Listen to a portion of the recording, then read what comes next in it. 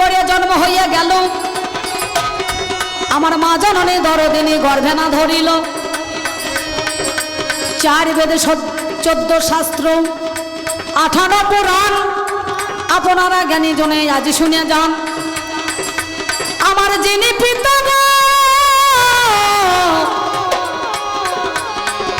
সৃষ্টিকর্তা ব্রহ্মাই ওরে হয়। ব্রহ্মার মানুষ পুত্র বাবাই আপনাদের জানাই, ব্রহ্মার মানুষ পুত্র আমরা।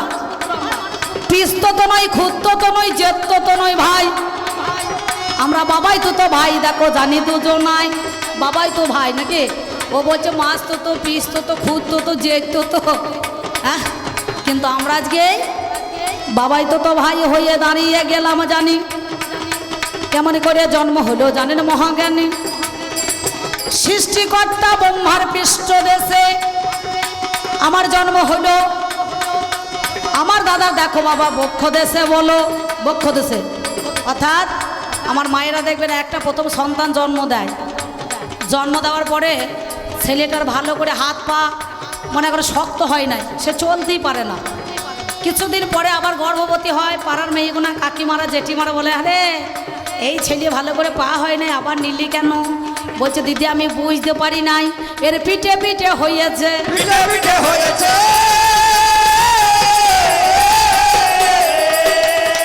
আমি জানাই কথা নি কটে পিঠে পিঠে হয়েছে।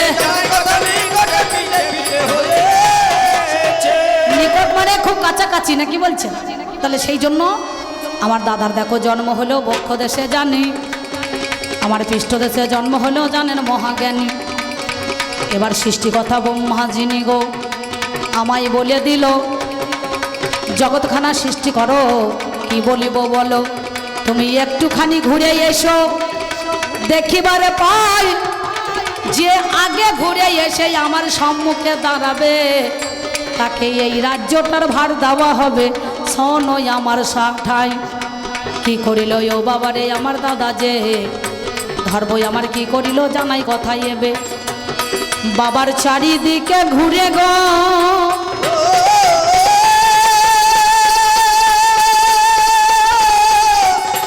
চারিদিকে ঘুরে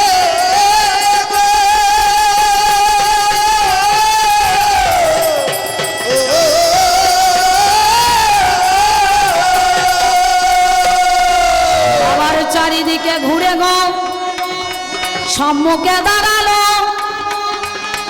এমন সময় আপনারা জানেন সুধী দল পিতাই আমার দাদাকে ধর্মকে ভার দিয়ে দেয়। আমি অধর্ম গেলাম বাবা বেড়াতে নিশ্চয়, কিছুদিন পরে চলে গেলাম। জানি আমার চারিযুগে ধর্ম দেখো ছিল কতখানি। সত্যতে 4 পোয়া, তেতাতে 3 পোয়া, কাপড়ে 2 পোয়া, আর কলিতে 1 পোয়া ধর্ম নাকি বাবা? যে করবে ধর্ম তার কানতে যাবে জন্ম, যে করবে পাপ সে হবে 7 বেটার বাপ নাকি? আমার দলে যারা নাম লেখাবেন হরি বল, যার জন্য আমার দলে যারা নাম লেখাবেন বাবা কিছু মনে করেন না, তারা কি খাবেন? চাউমিন, এগ রোল, পকোড়া, খাসির মাংস, বিরিয়ানি নাকি গো? আর ওর দলে যারা নাম লেখাবেন কচু, কুমড়ো, পই, ডাঁটা দিয়ে গায়ে লো প্রেশার হবেন, বল থাকবে না কি? সেগুলো পরে পরে হবে। আমি এখন আসরটা চালু করি তো, শুরু করি, দেখাশোনা করি, তারপরে যেমন অবস্থা তেমনি ব্যবস্থা করব, বুঝতে পারছি? সম্মুখে দাঁড়িয়ে আমার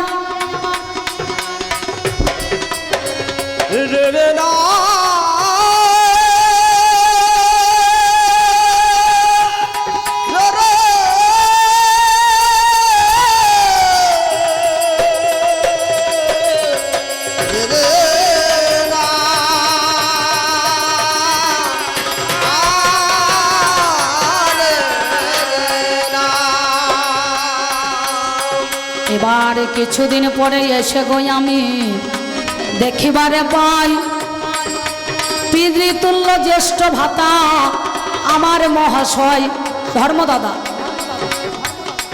এই পৃথিবীটা ভ্রমণ দেখো করে এলাম আমি, আসারে পরে ও বাবারে জানেন মহাজ্ঞানী, আমি দেখলাম আমার দাদা সম্মুখে দাঁড়িয়ে আছে।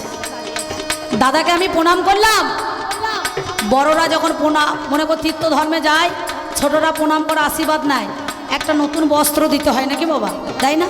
পা ধৌত করে দেয়, নতুন গামছা দিয়ে পাটাকে সুন্দরভাবে মুছিয়ে দিয়ে তাকে মনে করুন অনেক জায়গায় আছে দেখবেন তীর্থ করে এলে পরে বরণ করে নেয়, নাই না? আর ছোটরা গেলে পরে তাদের আশীর্বাদ চায়, চায় তো এসে প্রণাম করে। এমন সময় দাদাকে আমি প্রণাম করলাম, ভাই ও বাবারে আশ্চর্য ঘটনা দেখলাম ভাই। এমন সময় যখন আমি প্রণাম করতে যাই, দাদাই আমার 3.5 হাত মানুষ 1.5 হাত হয়ে যায়। আমি তোমাকে প্রণাম করলাম, ধর্ম যদি এত জোর হইল কেন? আমার প্রণামের সাথে সাথে তুমি কেন ছোট হলে গো, তুমি কেন ছোট হলে গো, তুমি কেন দাদা ছোট হলে গো, তুমি কেন দাদা ছোট হলে গো, তুমি কোন কারণে ছোট হলে? কেন ছোট হলে? ব্যাস, এই প্রথম কথা তোমার সঙ্গে আমার আলোচনা। এইবার আমাদের মধ্যেখানে হবে জানাশোনা। তোমার কাছে কিছু কথা আমি জানবো, বলো ধর্ম বস্তুটা কি? খাওয়া হয়, মাখা হয়, না মাথায় দেওয়া হয়, না কি বলছেন? আর ধর্ম যদি সব মানুষে করতো তাহলে ধর্ম থাকে কোথায়? মন্দিরে, মসজিদে, গির্জায়, মানুষের মধ্যেখানে। কারণ আমি সব জায়গাতে বিরাজ করছি।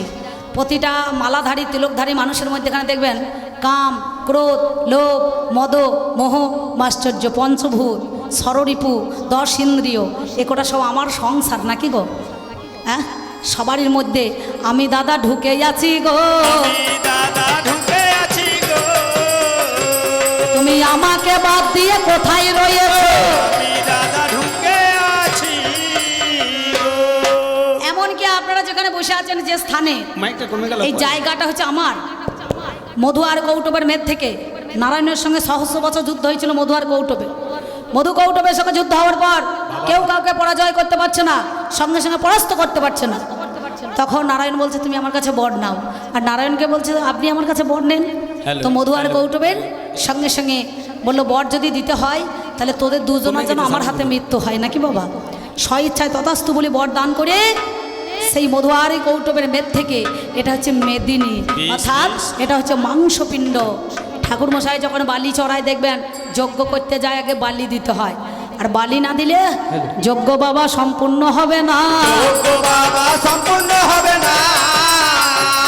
আমি তোমার কাছে কথা বলি শোনো জানো, ও বাবা সম্পূর্ণ হবে না। তাহলে আমি হলাম অধর্ম, তুমি ধর্ম। তোমার কিন্তু আমার 5 জায়গায় জায়গা রয়েছে, আমার 5 জায়গায় স্থান আছে। মদের ভাটিখানায়, বুঝতে পারছেন? প্রথম কথা আমার বাবা দিয়েছে জায়গা, যেখানে জুয়ার আড্ডা বসবে সেইখানে। সংশোধনাগারে যেখানে মনে করুন একবারে ওই মেয়ে ছেলে থাকবে সেইখানে একটা বোম মেটে দেবেন, ছুটে এসডিও বিডিও সবাই চলে আসবেন। আর যদি মনে করো যুদ্ধ লাগলে এর সঙ্গে যদি কেউ যায় খোল করতাল নিয়ে দিকে বলে ভজ গৌরঙ্গ কহ গৌরঙ্গ লহ গৌরঙ্গের নাম রে, ভজ গৌরাঙ্গ কহ গৌরাঙ্গ কহ গৌরাঙ্গের নাম রে। তখন ওই কামান দিয়ে বেগুন ফুটো করে ছেড়িয়ে দেবে না, কি বলছেন?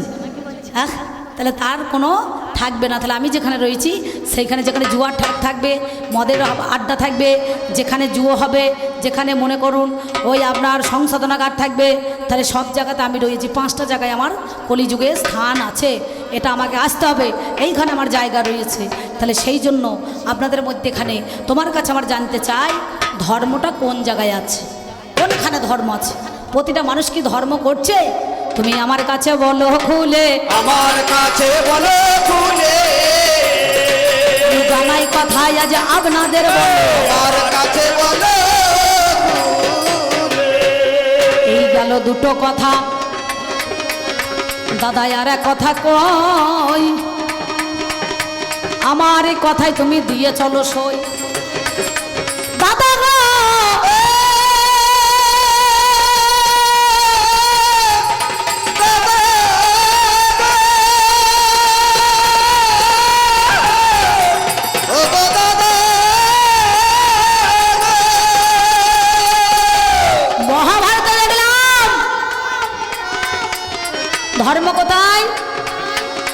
ভাসুর হয়ে ভাদর বউর কাপড় ধরে টানছে নাকি? আর আমরা যাইতে মাতাল হোক তাহলে ঠিক আছে, আমাদের বউর কাপড় ধরে কেউ টানবে? 5 জনের বাড়ি নাচন দেখিয়ে দেবে। আর যতই মাল খেয়ে চলে যায়, ঠিক যদি কারেন্ট চলে যায় বলবো লম্ব চালো ভাত খাবো, কই বলি না তো ভাত চালো লম্ব খাবো, কে বলি যা? কেউ বলবে না, তাহলে ঠিক আছে। সেই জন্য তোমাদের দেখলাম ধর্ম কোথায় আছে? একটা নারীকে 5 জনা বিয়ে করিয়েছে ভাই, এদের কেমন ধারা বিচার বাবা ধর্ম আমার জানা নাই। রাতে স্বামী দিনে ভাসুর, জড়িয়ে জড়িয়ে ধরছে শ্বশুর, তাহলে এদের কেমন ধর্ম হইল? ওরে কেউ যদি মারা যায় কে বিধবা হবে বলো? কি পঞ্চপাণ্ডব যুধিষ্ঠির, ভীম, নকুল, সহদেব, অর্জুন দ্রৌপদীকে বিয়ে করছে, করে নাই?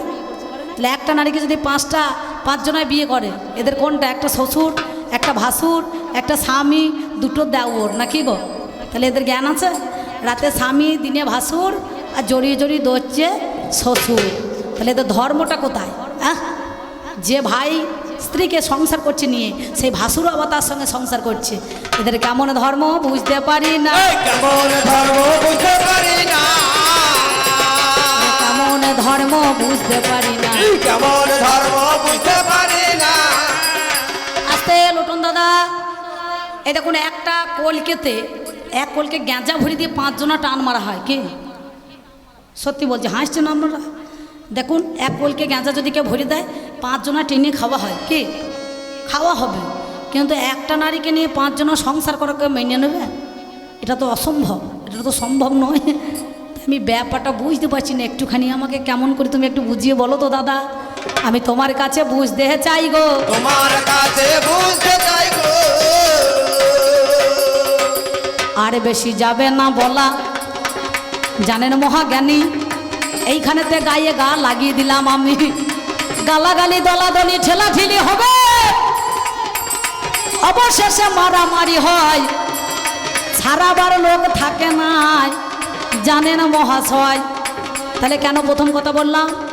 মন্দিরে আছে, মসজিদে আছে, গির্জায় আছে, মানুষের কাছে আছে। কারণ মন্দিরে আমাদের প্রসাদ নিয়ে মারামারি, মসজিদে বদনা নিয়ে কারাকারি, বদনা চুরি হয়ে পালাইছে, মৌলভী সাহেবের জুতো চুরি করে নিচ্ছে, বদনা চুরি করে নিচ্ছে, পানি ভরার অসুবিধা হচ্ছে, এখানে একটা চাচা বসে আছে, দেখতে পাচ্ছি সাইনবোর্ড রয়েছে। এমন সময় আপনারা জানেন মহাশয়, এই তো আমি ভাবের কথাই আপনাদের জানাই, তাই বলি শোনো কথা। ওরে দাদা তুমি এইবার উঠে এসো, ছাড়বো কথাই আমি তোমার কাছে এই কথা জানতে বাসনা হলে আমার সবার মাঝে বলো কথা, শুনবে শুধু দল। এসো জগৎ জনবন্দিনী মানব নন্দিনী, এসো জগৎ জনবন্দিনী মানব নন্দিনী, এসো জগৎ জনবন্দিনী মানব নন্দিনী, এসো জগৎ জনবন্দিনী মানব নন্দিনী, এসো জগৎ জনবন্দিনী মানব নন্দিনী, এসো জগৎ জনবন্দিনী মানব নন্দিনী, এসো জগৎ জনবন্দিনী মানব নন্দিনী, এসো জগৎ জনবন্দিনী মানব নন্দিনী। আমি হলাম অধর্ম, এই অধর্মেরও একটা ধর্ম আছে বাবা, নাকি কথা যেন বললো না? চোরের ধর্ম চুরি করা, ডাকাতের ধর্ম ডাকাতি করা, যাদের মনে করুন এই নারীর ধর্ম মনে করুন, কারণ তাদের একটা আলাদা ভাব, এগুলো কিন্তু ধর্ম নয়। হ্যাঁ, সব দোকানে দেখবেন এই বৈশাখ মাসে প্রথম পয়লা বৈশাখে নতুন খাতা হয়, হয় না? পয়লা বৈশাখে প্রথম বছরে সব দেবতাদেরকে পুজো করে, সব জায়গায় শুভ করে একবারে সোজাসুজি। আর ডিলার সাহেব দেখবেন একবারে উল্টো করে গণেশের পূজা দিয়ে দেয়, সোজা মূর্তির পূজা হয়, আর ডিলার সব উল্টো করে দেয়। কেন দেয়? সে দেখছে আমার যাতে খরিদ্দার না হয়, মাল সব বেলাকে সাপ্লাই হয়ে যাবে, তাতে আমার লাভ হবে। বুঝতে পারছেন? যদি কোনো ডিলার সাহেব থাকেন আমার কথা রাগ করবেন না, আমি আপনাকে কিছু বলতে যাই নাই, আমার এই দাদাকে বলবো না, কি বলছে? ভাইয়ের মতো বন্ধু নাই যদি না করে হিংসে, আর ধানের মতো ধন নাই যদি না লাগে বেশে। দেখবেন 5টা পোকা আছে, চোষো পোকা, মেডি পোকা, ভ্যান ভ্যানানি, মেজেরা উই পোকা, আর একটা বেশি পোকা আছে নাকি বাবা? এ ধানে খুব ক্ষতি করে। আর দেহ জমিতে 6টা আছে, কাম, ক্রোধ, লোভ, মদ, মোহ, মাশ্চর্য। সবারই মুখে লাগাম দেওয়া হয়, কিন্তু কামের মুখে লাগাম দেওয়া যায় না। কাম নিমিত্ত মাত্র চারা দিয়ে ওঠে, আর কাম যদি আমি না থাকি জগৎটা সৃষ্টি হবে না। বুঝতে পারছেন? ব্যাস, তাই যাওয়ার সময় একখানা ছোট্ট পাড়া গান দিতে হয়। যদি বলেন দিতে তাহলে দেবো, দেওয়াই ভালো, নাকি বলছেন? ধার রাখা দরকার কি আছে, নগদের ব্যবসা যখন। হ্যাঁ, দাঁড়া দাঁড়া দায়ী রে না না, দাঁড়া না না না না না। আমার ঘরে জন্মেছে এক দুরন্ত ছেলে, ও ছেলে সবাইকে কয় মনের কথা, ও ছেলে সবাইকে কয় মনের কথা, ওই দেখ আমায় কয় না প্রাণ খুলে। আমার ঘরে জন্মেছে এক দুরন্ত ছেলে, আমার ঘরে জন্মেছে এক দুরন্ত ছেলে, আমার ঘরে জন্মেছে এক দুরন্ত ছেলে, আমার ঘরে জন্মেছে এক দুরন্ত ছেলে। ছেলে সবাইকে কয় মনের কথা, ওরে সবাইকে কয় মনের কথা, ওই দেখ আমায় কয় না প্রাণ খুলে। আমার ঘরে জন্মেছে এক দুরন্ত ছেলে, আমার ঘরে জন্মেছে এক দুরন্ত ছেলে, আমার ঘরে জন্মেছে এক দুরন্ত ছেলে। ছেলে দিলে কিছু করে না গ্রহণ, খোদাই কাঁদে অনুক্ষণ। ছেলে লইয়া হয় না শান্ত অশান্তের কারণ, আর ছেলে লয়ে হয় না শান্ত অশান্তের কারণ।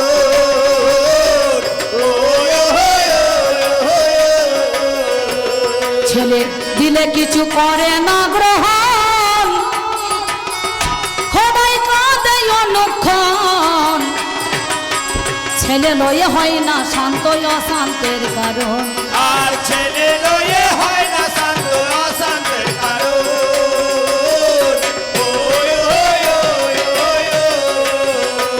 ছেলে হারাইয়ে করে অন্বেষণ, ওরে হারাইয়ে করে অন্বেষণ, ওই দেখ ডুবে মরে সলিলে। আমার ঘরে জন্মেছে এক দুরন্ত ছেলে, আমার ঘরে জন্মেছে এক দুরন্ত ছেলে, আমার ঘরে জন্মেছে এক দুরন্ত ছেলে, আমার ঘরে জন্মেছে এক দুরন্ত ছেলে। ছেলে সদাই করে সুখাতের উল্লাস, খোদাই করে উপবাস। গরমকালে আগুন খোঁজে শীতে লয় বাতাস, আর গরমকালে আগুন খোঁজে শীতে লয় বাতাস। আহায় আহায় আহায় আহায়। ছেলে সদাই করে সুখাতের উল্লাস, খোদাই করে উপবাস। গরমকালে আগুন খোঁজে শীতে লয় বাতাস, আর গরমকালে আগুন খোঁজে শীতে লয় বাতাস। আয় আহায় আহায় আহায় আহায়। ছেলে আকাশ ভরে থাকতো প্রকাশ, ওই দেখ আকাশ ভরে থাকতো প্রকাশ, ওরে ডুবে মরে সলিলে। আমার ঘরে জন্মেছে এক দুরন্ত ছেলে, আমার ঘরে জন্মেছে এক দুরন্ত ছেলে, আমার ঘরে জন্মেছে এক দুরন্ত ছেলে, আমার ঘরে জন্মেছে এক দুরন্ত ছেলে। রসিক বলে বড় জ্বালা ভাই, ছেলে লয়ে কোথা যায়। ধরতে গেলে সামনে আসে সরতে বললে না, আর ধরতে বলে সামনে আসে সরতে গেলে না। আহায় আহায় আহায় আহায় আহায়। রসিক বলে বড় জ্বালা ভাই, ছেলে লয়ে কোথা যায়। ধরতে গেলে সামনে আসে সরতে বললে না, আর ধরতে বলে সামনে আসে সরতে গেলে না। আহায় আহায় আহায় আহায় আহায়। বলে তাই নিয়ে এক বিষম জ্বালা, বলে এই নিয়ে এক বিষম জ্বালা, এ জ্বালা জুড়াইব কোথায় গেলে। আমার ঘরে জন্মেছে এক দুরন্ত ছেলে, আমার ঘরে জন্মেছে এক দুরন্ত ছেলে, আমার ঘরে জন্মেছে এক দুরন্ত ছেলে, আমার ঘরে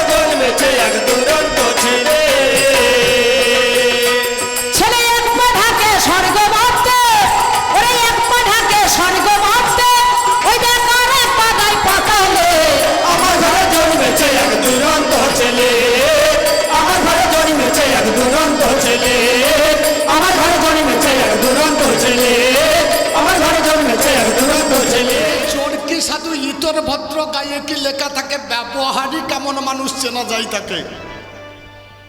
কে চোর, কে সাধু, কে ইতর, কে ভদ্র, কারো গায়ে লেখা থাকে না। ব্যবহার দেখলেই চেনা যাবে কে চোর, কে ইতর, কে ভদ্র। বললাম কোন গ্রন্থটা তোমার? বলে মহাভারত পড়লে চোর হয়ে যাবে। আচ্ছা, মহাভারত পড়লে ছেলে চোর হয়ে যাবে? হ্যাঁ বাবা। পৃথিবীর মাঝখানে 12 জন বৈষ্ণবে এসেছিলেন, তার মধ্যে বেদব্যাস একজন। বলছে তো নাকি বলবে? আমি কবিগান করে বেড়াই, আমার একটা বন্ধু সে টিউশনে পড়াই। তা বন্ধুটা একদিন কতগুলো ছেলে নিয়ে বসে আছে, আমি চলে যাচ্ছি গাড়ি নিয়ে, রসরাজ দাঁড়ালাম, নামলাম, বললাম ছেলেগুলো দেখতে ভালো রে, ছোট ছোট ছেলে।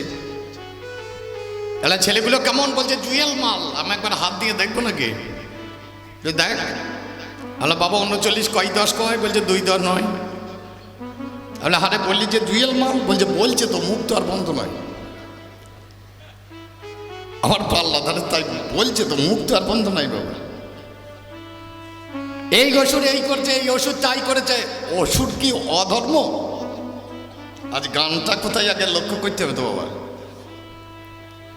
আজ ধর্ম আর অধর্ম গান।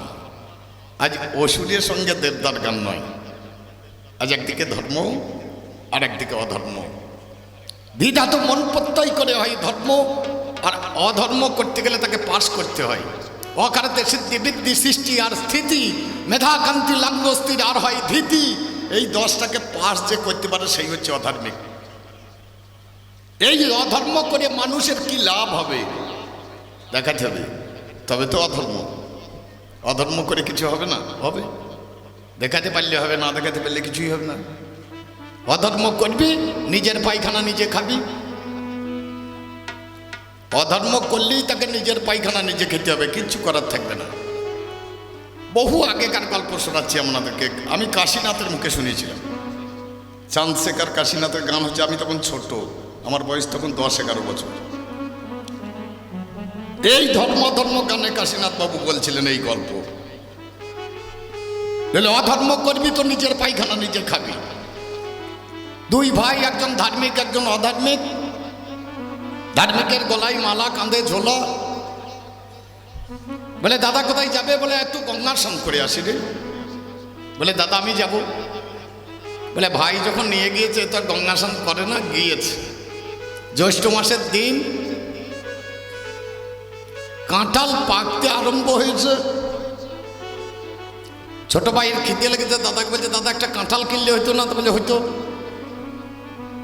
একটা কাঁঠাল কিনেছে, বলছে এক কাজ কর, ভাঙ ভেঙে কপ গুনে গুনে ভাগ করে নে। তার ছোট ভাই বলছে না, গুনে ভাগ করতে হবে না, এক কাজ করো খাও, আর বিচিগুলো বের করে করে রেখে দাও।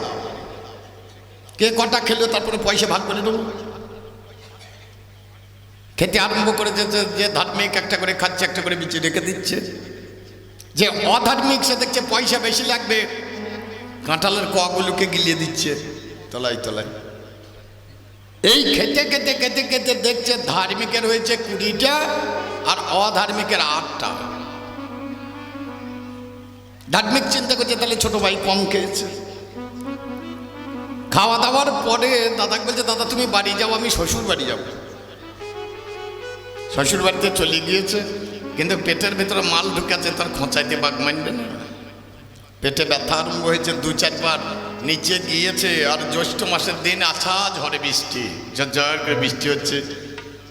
2-1 বার নিচে গিয়েছে, আর নিচে নামতে পারছে না। তখন বারান্দাতেই পাছাটা ঝুলিয়ে দিয়ে ঝরঝর ঝরঝর করে মাল দিয়ে,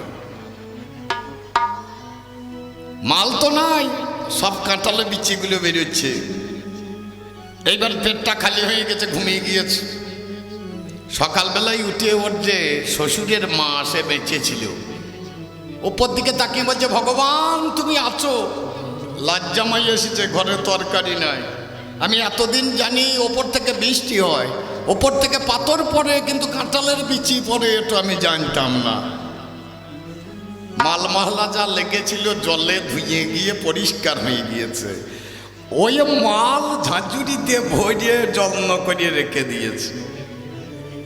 এ ছোড়ার শাশুড়ি এসে জিজ্ঞেস করছে তার শাশুড়িকে, মা জামাই এসেছে কি রান্না করব, বলে ওই কাঁটালি বিচি আর আলু দিয়ে তরকারি করো।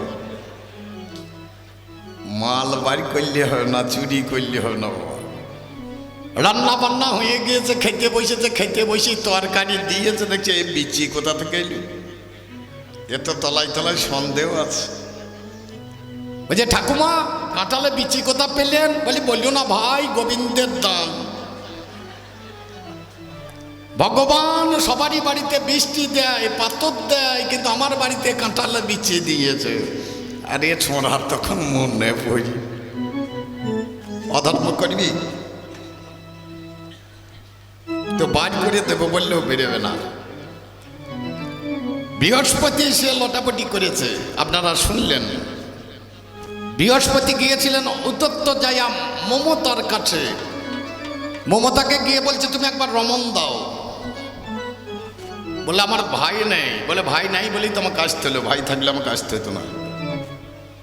যে বাড়িতে গার্জেন নেই সেই বাড়িতে আমাকে আসতে হবে। তুমি গর্ভে যে সন্তান ধারণ করেছো, তোমার এখনো গুরুমন্ত্র হয় নাই, তাহলে তুমি আমাকে একবার রমণ দাও।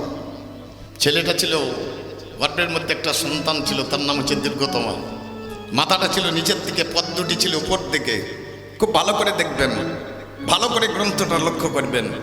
কর্ণজনিতে যখন কৃষ্ণ নামের বীজ দিয়েছে, জিহ্বালিঙ্গ দ্বারা পদাঘাত করেছে কৃষ্ণ নামের উপরে, আর কৃষ্ণ নাম বেরিয়ে গিয়েছে। বলে কে রে মূর্খ, নাম বুঝতে পারলি না, অন্ধ হয়ে জন্মাবি। সঙ্গে সঙ্গে ছেলেটা কাঁদতে লাগলো গর্ভের মাঝখান থেকে। যেটা মশাই আমি বুঝতে পারিনি, আমি আপনাকে অভিশাপ করছি, আপনি শকুনি হয়ে জন্মান। বলে কি করব? বলে ভাগার পরিষ্কার করুন। কোন ভাগারে যাব? যে গর্ভে আসবে প্রহ্লাদ, তার মাতৃগর্ভ ভাগারে গিয়ে ভাগারটাকে পরিষ্কার করে ভক্ত প্রহ্লাদের মতো ভক্তের তুমি জন্ম দেবে।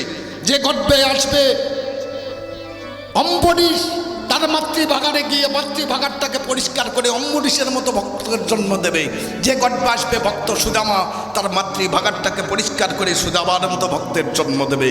এই ভাগারগুলো পরিষ্কার করে দিয়ে তুমি বৃহস্পতি, বৃহৎ জ্ঞানের অধিপতি, সেই জ্ঞানগুলো জগতের মধ্যে বিতরণ করে দেবে। যেটা বুঝতে পারি না সেটা খচর খচর করলে তার হবে না বাবা। তুই যতই কালি দে বকের গায়ে কালি লাগবে। হ্যাঁ বাবা, ধর্ম খুব সূক্ষ্ম জিনিস। একটা ধর্মের গান শুন, তাহলে বুঝতে পারবি। একবার ভালো করে প্রথমে পশ্চিমবাংলা দেখায়, যদি না হয় তাহলে ভারত দেখাবো। প্রথমে ছোট করে পশ্চিমবাংলাটাকে দেখাই, যদি না হয় তখন গোটা ভারত দেখাবো।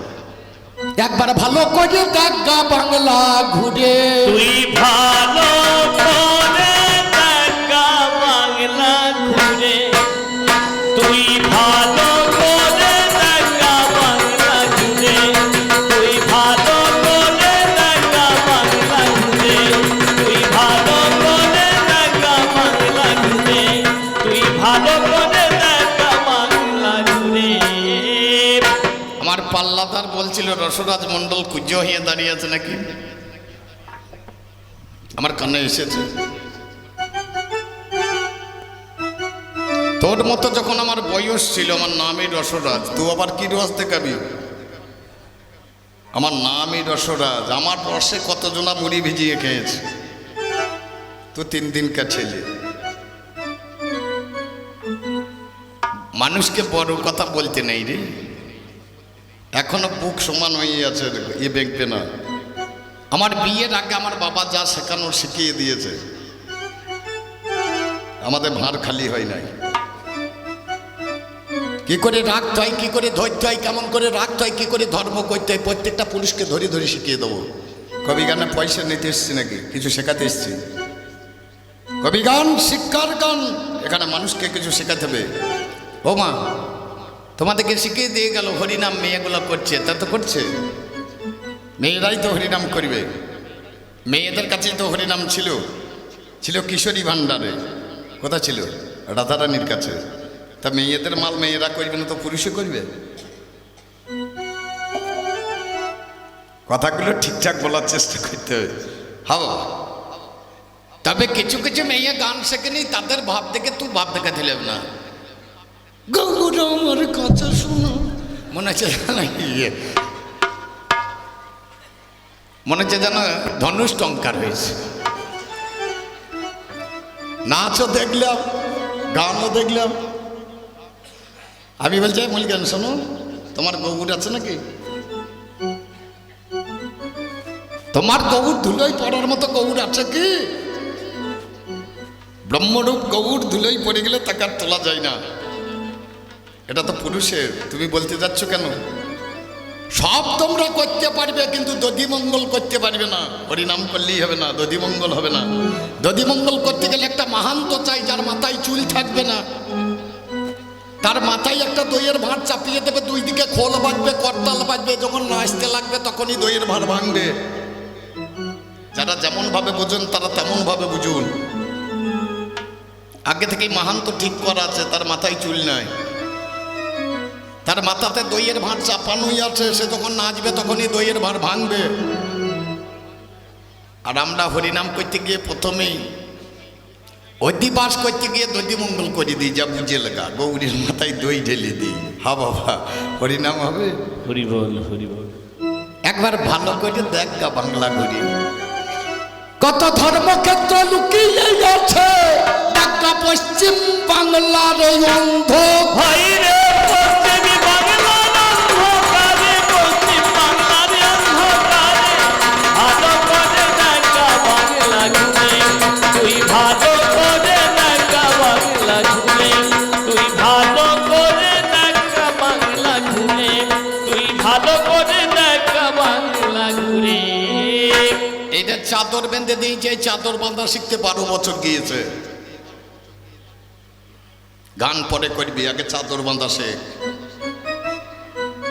কোথাও গিল লাগাবো না, চাদর বাঁধা পড়বে।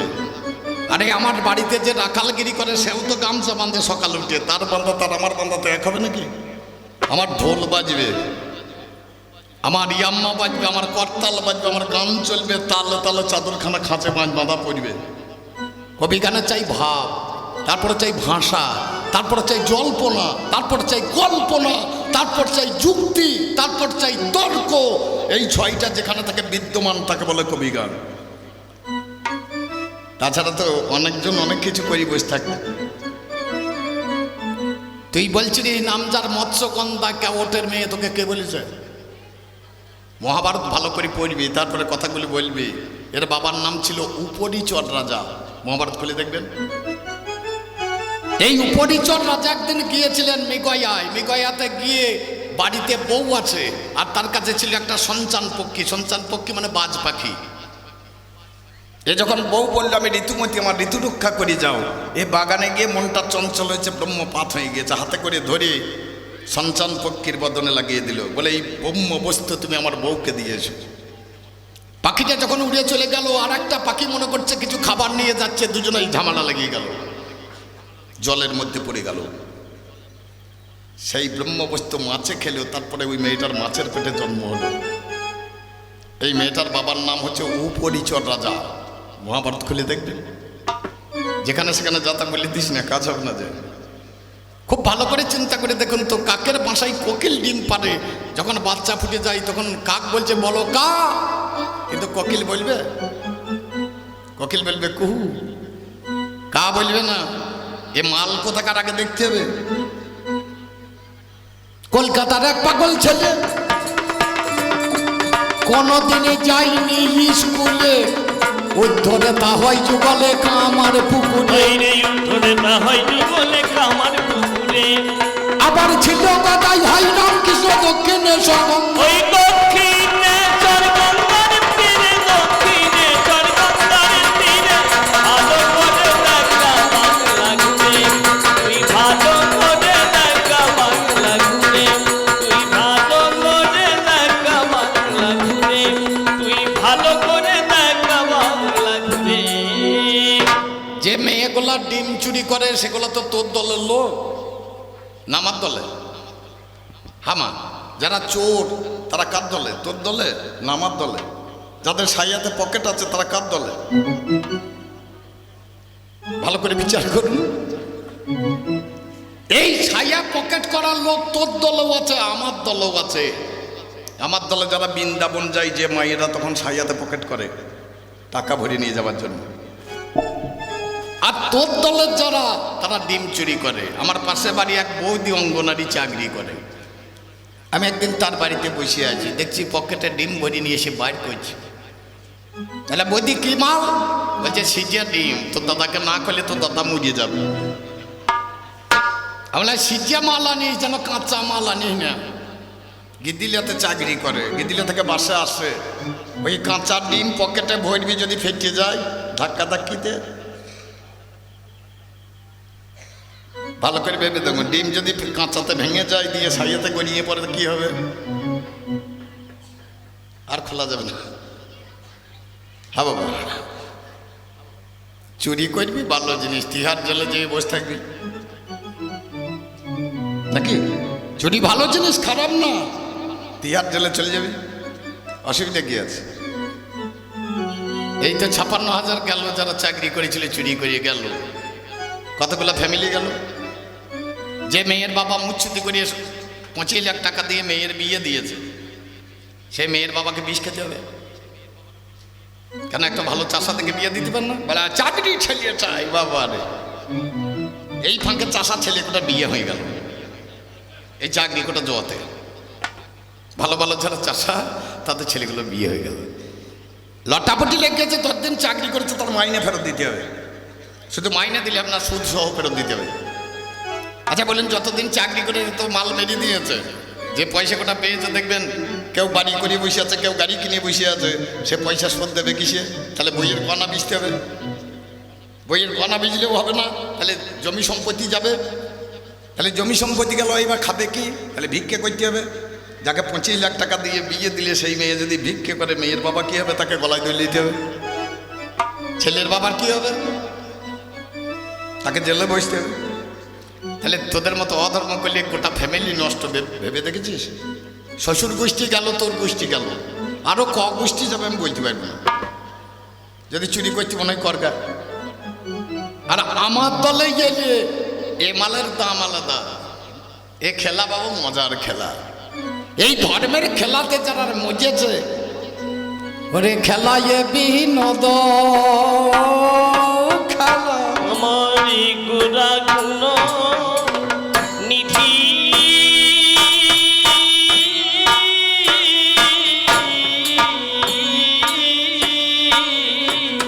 আমি ঠিক বলতে পারবো না, কীর্তনেরা এইভাবে গায়, আমি শুনেছি।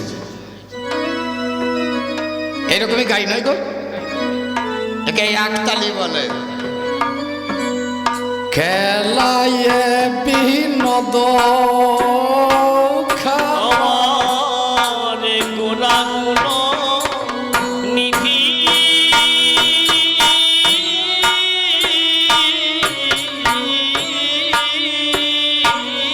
খেলে হরি নামের খেলা রে, হরি নামের খেলা রে, ওরে খোল করো কাল সন্ধে খেলে, হরি নামের খেলা রে, ওরে খোল করো কাল সন্ধে খেলে, খোল করো কাল সন্ধে খেলে।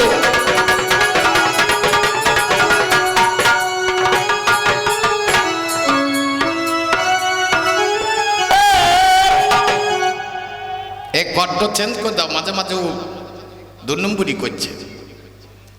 অধর্ম যদি কেউ করে, সে গাল খাবে।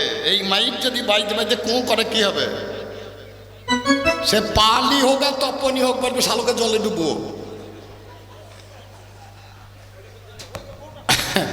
অধর্ম করলে এটা হবে, কিছু করার থাকবে না বাবা। কোঁ করলি বলবে, ওই গাল চলে আসবে বাবা, কিছুই করার থাকবে না।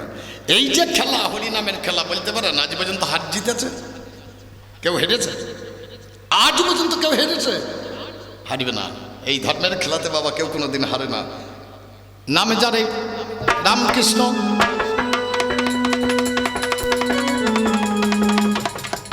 একদিনে বিবেকানন্দ গিয়ে দাঁড়িয়ে গেল, নদীর ধারে দাঁড়িয়ে দেখছে কতগুলো রমণী স্নান করতেছিল। দাঁড়িয়ে দাঁড়িয়ে দেখে, দেখেই যাচ্ছে মেয়েরা স্নান করছে, দাঁড়িয়ে দাঁড়িয়ে দেখছে। গিরিশকে বলছে, গিরিশ আমার নরেন কই রে? বলে কতগুলো মেয়ে স্নান করছে আর নরেন দাঁড়িয়ে দাঁড়িয়ে দেখ। ডাক শালাকে। ডেকে যখন নিয়ে এসে কাছে দাঁড় করে দিয়েছে, বলে ঠাকুর, বলে মাংস নিয়ে আয়, আজকে আমি মাংস খাবো। আজকে আমি মাংস খাবো।